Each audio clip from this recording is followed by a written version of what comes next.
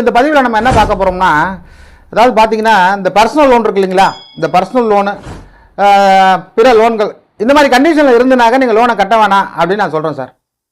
இது பார்த்தீங்கன்னாக்கா என்ன சொல்ல போகிறோம்னாக்கா, இப்போ ஒரு லோன் வாங்குறீங்க, அந்த லோன் பார்த்தீங்கன்னாக்கா நீங்கள் ஒரு டீபால்ட் ஆகிட்டீங்க. இப்போ டீபால்ட் ஆன சுச்சுவேஷனில் பார்த்துக்கிட்டிங்கன்னா உங்கள் மேலே ஏதாவது ஒரு வழக்கை தொடருவாங்க.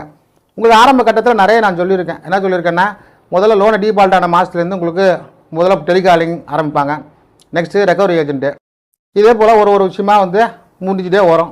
இந்த 90 நாளைக்கு முன்னாடி பார்த்தீங்கன்னாலே உங்கள்கிட்ட எப்படியாவது வசூல் பண்ணுவாங்க. அதுவும் முக்கியமாக பார்த்தீங்கன்னா இந்த ஆப் லோன்கள் அவங்க சும்மாவே இருக்க மாட்டாங்க. ஒரு நாளைக்கு 200-300 கால் அடிச்சுட்டு அவங்க கட்ட வச்சுருவாங்க.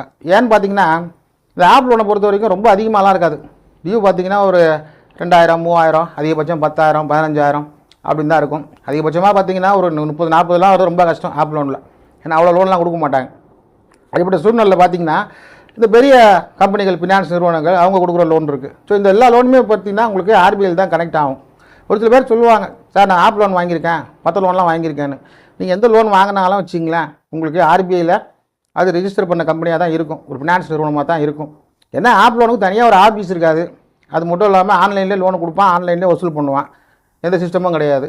இது பொறுத்த வரைக்கும் கொஞ்சம் பெரிய நிறுவனங்களை பொறுத்த வரைக்கும் உங்களுக்கு வட்டி விகிதம் கொஞ்சம் கம்மியாக இருக்கும், ஆப் லோனில் கொஞ்சம் வட்டி அதிகமாக இருக்கும். அவ்வளோதான் கொஞ்சம் வித்தியாசமே தவிர மற்றபடி அது வேறு லோனு இது வேறு லோன் கிடையாது. எல்லாமே உங்கள் பேன் கார்டு பேஸ் பண்ணி தான் கொடுத்துருப்பாங்க.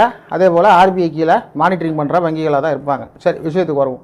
இப்போ இந்த மாதிரி சுச்சுவேஷன் இருந்தாக்கா நீங்கள் லோன் கட்டுறதை யோசிக்கணும் தான் சொல்கிறேன், கட்டவே வேணாம் நான் சொல்லலை.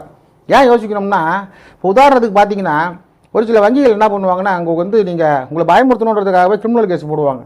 இப்போ கிரிமினல் கேஸ் போடுறதுனால வங்கிகளுக்கு எந்த விதமான பிரயோஜனமும் இல்லை. ஏன்னு கேட்டுங்க, நீங்கள் ஒரு குற்றவாளின்னு ப்ரூவ் பண்ணி